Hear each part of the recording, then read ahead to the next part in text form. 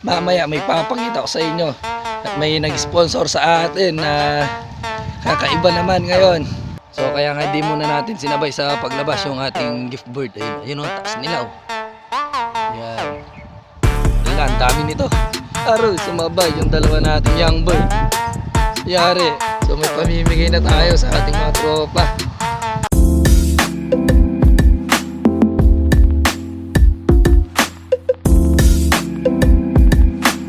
Alright, so ayan, magandang araw po sa inyo lahat. So ayan, ngayon lang tayo nakapag-video at ano na, alauna na ng tanghali. So ayan, kanina nga ay di tayo makatayo dahil masama yung ating pakiramdam. Ayun, at yung boses nga natin hanggang ngayon hindi pa siya okay. Ayan, so medyo nilagnat nga tayo. Kaya ngayon lang tayo nakapag-video, pero kahit ganun pa man yung ating nararamdaman, masaya pa rin tayo ngayon dahil mamaya may papakita ko sa inyo. At may nag-sponsor sa atin na kakaiba naman ngayon. So ngayon lang ako nagkaroon ng ganung bagay na binigay sa akin. Ayan, so mamaya ipapakita ko sa inyo. Ayan, so ngayon nga bago ko ipakita, ipapakawalan muna natin yung ating mga young bird. Ayan, so pangalawang araw ngayon na pagpapakawala natin sa ating gift bird. Ayan, so pakakawalan na natin at tignan nyo naman yung panahon dito. Ayan, medyo makulimlim. Sana huwag naman umulan. Ayan, at yung ano nga natin ay ayan o. So kung uulan man masusubukan natin yung ginawa nating tolda. Ayan. So masusubukan natin yung ginawa nating harang sa ating mga breeder. Ayan, so pakakawalan ko muna yung ating mga young bird. Ayan, so heto na ulit yung ating mga young bird. So apat lang to.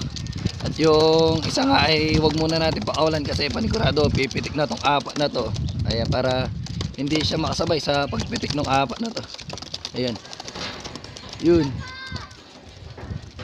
So ayan na, so pinalabas na natin yung apat. Ayun, so lumipat na sila dun. So ito yung ating mga young bird. Ayan, so hindi pa sila pumitik. Ayun, so pumunta agad sila dito sa may likuran. So ayun, pumitik na yung ating mga young bird. Ayan, yung apat. Saan na? Ayan, so heto nga sila dyan.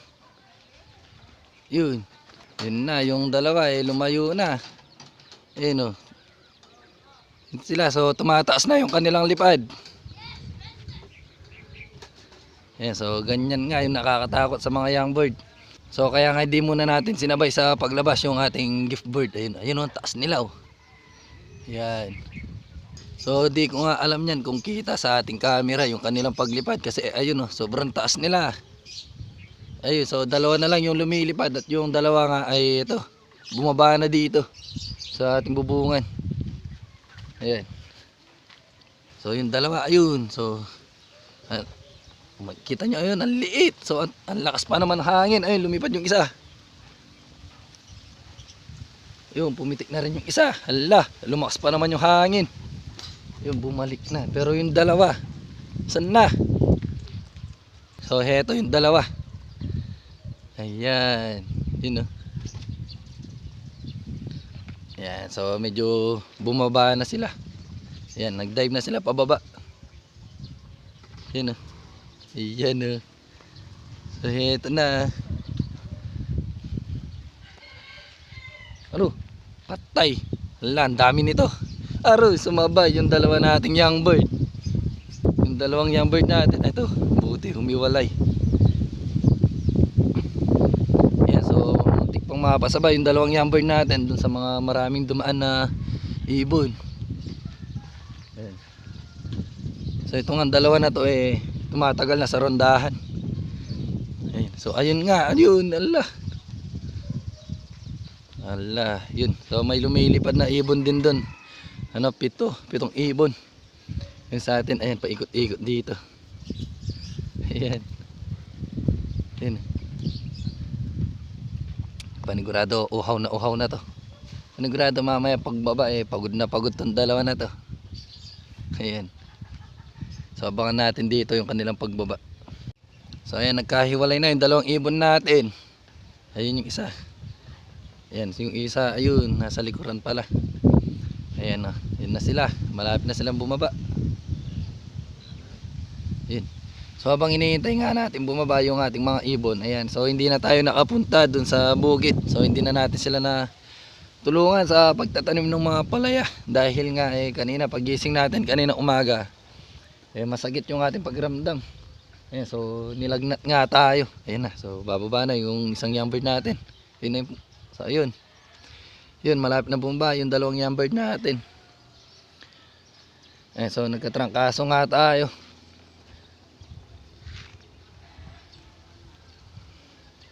Yan yung dalawang young bird natin, medyo nag-aalangan pa sa pagbaba. Yun na. Ayan, so bumaba na yung dalawang young bird natin. So kompleto na yung ating mga young bird dito. So pwede na natin pakawalan yan yung ating nag-iisang ibon na naiwan dito. So eto na yung isang young bird. So pakakawalan na rin natin. Ayun na. Ayun. Yun na, so pumunta na dun sa kanyang mga kasama. Ayun, so lumilipad-lipad na yung isa. Sana huwag siyang pipitik na malayo. Ala, may ibon panligaw yun. Ayun, so may lumilipad pa naman dito. Ayun, palipat-lipat yung isang ibon natin. So pangalawang araw niya to, sana huwag siyang pipitik. Medyo malakas na naman nga yung hangin dito. So bantayan na lang ulit natin habang nasa bahay tayo. Baka kasi magulat natin sila at pumitik. Alright, so ayan, magandang hapon po sa inyo lahat. So ayan, 4:30 na ng hapon. So titingnan na natin yung ating mga young bird kung nandito pa, kung hindi pa sila pumitik. Ayan, so binuksan nga natin yung trapdoor natin kanina para ayun nga, pumasok sila agad dahil yung isang young bird nga natin ay pangalawang araw pa lang niyang pinakawalan ngayon. Ayan, so wala na sila dito sa may bubungan. So titingnan naman natin dito sa ating loft. At mamaya pala pagkatapos natin magpakain ng ating mga ibon ay i-flex ko naman yung binigay nila sa atin, yung in-sponsor nila. Ayan, so excited na nga tayong ipakita kung ano yung binigay nila sa atin. Ayan, so panigurado yung matutuwa rin yung mga kasama natin yan. Ayan.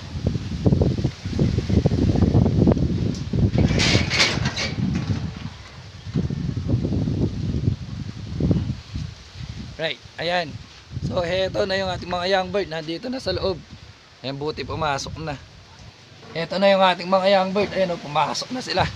Ayan nga, dahil naka-open yung ating trapdoor, kaya agad sila pumasok. Ayan, so ayan. Buti nga agad silang pumasok kasi tingnan nyo naman sobrang lakas na naman ng hangin dito sa atin. Ayan, at yung boses nga natin ay hanggang ngayon, ayan, hindi pa maayos. At mamaya pagkatapos natin i-flex yung binigay nila sa atin ay pupunta tayo ulit doon sa kabilang bukid para tignan yung kanilang ginagawa. So hindi nga tayo nakatulong ngayon dahil ayun nga, nagkatrangkaso tayo kanina umaga.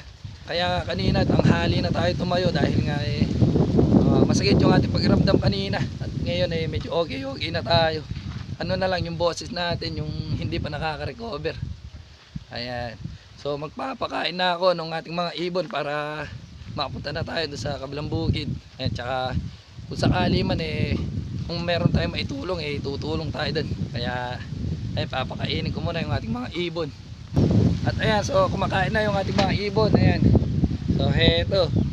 At ayan, so kumakain na nga yung ating mga ibon. Ayan, at habang nagpapakain ako, ayan, tingnan nyo naman So malakas nang tumaka yung mga young bird natin dito. At yung kanilang mga magulang ay ayun meron ng isang itlog. Ayan, so malapit na nga nating ihiwalay yung mga young bird natin. Tapos ito na rin natin, ipaghiwalay na rin natin to para makapagpahinga. Ayan, hintayin lang natin lumabas yung ikalawang itlog niyan. Ayan, para hindi siya mabasagan. At ayan, so malapit na rin natin ibigay yung dalawang YB na yan sa ating solid na supporters. Ayan. At ngayon ay ipapakita ko na yung in-sponsor sa atin. Ayan, so heto. At heto yung mga binigay nila sa atin. So may nag-sponsor sa atin ng mga sticker. Ayan. So tuwang-tuwa nga tayo. Kanina natanggap ko to. Ayan, kaya kahit may may trangkaso tayo naging masaya pa rin tayo dahil dito sa mga natanggap natin. Ayan. So may pamimigay na tayo sa ating mga tropa kapag may humihingi sa atin. Ayan. Ayan, so heto nga yung mga natanggap natin. Ayan, so marami nga to, yung iba nasa bahay. Ayan, so heto nga yung sample Ayan yung scrap loop natin, tsaka yung ating profile. Ayan, so tignan nyo naman ang ganda. Ayan. So dati sa mga ibang nagbablog ko lang to nakikita, pero ngayon ito meron na tayo. Ayan. So may pamimigay na tayo sa ating mga tropa. Ayan. So hindi na nga muna nagpa-shoutout at ayaw na nga muna ipakilala natin yung nagbigay ng mga to. Dahil nga hindi naman daw niya business at binigay nga niya daw to dahil para daw magkita tayong masaya. So ayan, so masayang-masaya naman tayo sa ating mga natanggap. Ayan. So sabi nga niya, ipapakilala ko na lang daw kapag nagkaroon tayo ng 1,000 subscribers. So sabi ko, ang hirap naman nun. So nag-i-start pa lang nga tayo. Ayan, pero maraming salamat po sa mga to, tsaka sa, lalo sa magbigay. So maraming salamat po. Ayan, so sa mga tropa natin dyan, ayan, sa mga humihingi, meron na po akong ibibigay. Ayan, so ngayon naman pupunta na tayo sa kablang bukid natin para tingnan kung ano na yung ginagawa nila dun. Ayan, kaya tara na. At ayan, so nandito na tayo sa bukid kung saan tayo nagtanim ng ampalaya. Ayan, so eto, nandito sa likod ko. At ayan, kasama ko nga pala yung Timpaltugi. Ayan, so eto nga yung mga Timpaltugi, yung si Mrs. tsaka yung dalawang dalaga natin. So sumama nga sila dahil mamaya daw gusto nilang ipasyal natin. Ayan, so heto nga yung mga nagawa na nila. Ayan, so heto na nga yung nagawa nila. Ayun, kung makikita nyo yung mga nakatayong mga kawayan na yan. Ayan, so lalapit tayo mamaya dun para makita natin ang malapitan. So kakarating nga lang kasi natin, kaya medyo malayo pa tayo. At yung ating mga kasamahan nandun, nagkakape. Eto, at titingnan natin yung kanilang mga nagawa na. So hindi na nga tayo nakatulong ngayon dahil oras na. So mag-aalas 6 na nga ng gabi. Ayan, at ano nga, at yung mga kasama nga natin nagyayayang umalis mamaya. So gusto nilang ipasyal natin yung dalawang bata. Ayan, kahit dito lang sa may malapit, basta mag-enjoy lang sila kahit papaano. So heto na yung mga naitayo nilang poste para sa ginagawang baging ng mga ampalaya. Ayan, kasi yung mga ampalaya nga aakyat nyan pataas. So tingnan nyo naman ang taas ng mga ginawa nila. Ayan, at nakarami na nga sila. So isang dagger nga lang yung ginamit nilang panghukay sa bawat butas na yan. Ayan, para maitayo yung ginagawang poste ng mga ampalaya. So natapos na nga pala nilang tamnan nung ampalaya itong mga hindi natapos kahapon. Ayan, kanina umaga daw tinamnan yan, binalikan. O kaso nga tayo hindi na tayo nakatulong. Ayan. So ngayon nga ito yung update sa ginagawa nila dito sa bukid. So ayan, tingnan nyo naman kung gaano kataas yung mga kawayan na gagamitin para sa pamposte dun sa mga ginagawang baging ng mga palaya. Ayan o. Ayan. So tignan nyo naman o. So ang taas, so ang height ko nga nasa 5'9" na ako, pero tingnan nyo ang taas. Yun. No? Nataas na nga natin yung kamay natin, pero hindi pa natin abot yung dulo. Yun. Ayan. Diba? So ang taas niyan. So ayan, abangan natin kung gaano kaganda at katiba yung gagawin nilang baging ng mga palaya dito. Ayan, so ngayon pa lang nakita ko na napakatibay ng mga baging na ginagawa nila dahil dito nga sa mga kawayan na ginamit nila. Ayan, tignan nyo naman ang lalagyan ng mga kawayan. Yun. Tapos ang tataas. Ayan, tignan nyo. Taas. Ayan. So mamaya mag-aano pa daw sila dito. So maya magtatayo pa daw sila ng mga kawayan dito para habang maliwanag pa makarami daw sila. Maya tayo naman aalis na tayo dahil para hindi tayo masyadong gabihin at yung mga bata nga hindi masyadong lamigin sa daan. Ayan. So ayan, habang nandun tayo sa kalagitnaan ng mga ginagawa nila eto. So tinawag na tayo ng ating isang baby. Ayan. So nagyayaya na siya. So gusto na nga niya pumasyal. Ayan. Pasyal na tayo. Ha? Ang paini yung kamay. Alis na tayo? Ayan, so aalis na daw kami. Ayan, kaya magpapaalam na ako kina tatay. So ito nga sila nandito sa likod nagpapahinga. Ayan. So at yung isang kasama nila ayun. So naglalagay ng palatandaan para doon sa gagawin nilang mga poste. Ayan. So ayan, nandito tayo ngayon sa may munisipyo ng Arayan. So dito na lang natin dinala yung mga bata. Ayan, so lagi nga tayo pumupunta dito pag pinapasyal natin yung mga bata. Ayan. So heto yung itsura ng munisipyo dito. So ganito nga yung itsura nung harapan ng munisipyo dito sa may Arayat. Ayan, so ginawang pasyalan para sa mga bata. Ayan, so may iba't ibang uri ng mga animals dito na makikita. Ayan. Kaya yung mga bata ay enjoy na enjoy. So ayun, yung aking dalawang dalaga ay yung inatupag yung pagkain. Maya maya nyan doon pa sila maglalaro. So kukuha lang sila ng puwersa. So kumain muna sila. Ano yan? Ano yan? Frog? Ayan. Pati dito sa may ibaba ng mga halaman ay may mga ano din, iba't ibang uri ng mga animals. So pwedeng sakyan ng mga bata to. So nung una nga yung dalawang chikiting ko sumasakay lagi dyan. Ano be? Na? So ayan, magkagabi na. So dumidilim na nga yung paligid dito. Ayan, so maya maya nyan ay uuwi na rin kami para makapagpahinga na. At kanina nga medyo umambon. Ayan, baka madatnan kami ng ulan dito. So heto nga yung mga bata. So kumakain pa sila. So pagkatapos nga nila kumain ay hahayaan lang namin muna sila maglaro para ma-enjoy naman nila yung pagpunta namin dito. So ayan, nililibot ko muna kayo sa itsura nung harapan ng munisipyo dito sa may Arayat. Ayan ah.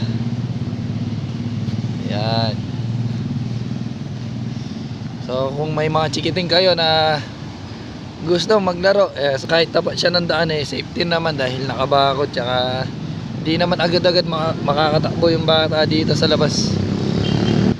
So panigurado pag dinala nyo yung inyong mga chikiting dito mag-i-enjoy, lalo na kung makita nila yung iba't ibang uri ng mga hayop dito. Ayan. So dati nga mas maliwanag dito dahil may mga ilaw-ilaw pati yung mga halaman dito, kaso ayan, siguro tinanggal na. Ayan, or baka may nasira kaya hindi sila nakabukas. At ayan, so maya maya ay uuwi na rin nga kami. Ayan, so dito ko natatapusin yung video natin ngayong araw. So ayan, maraming salamat po.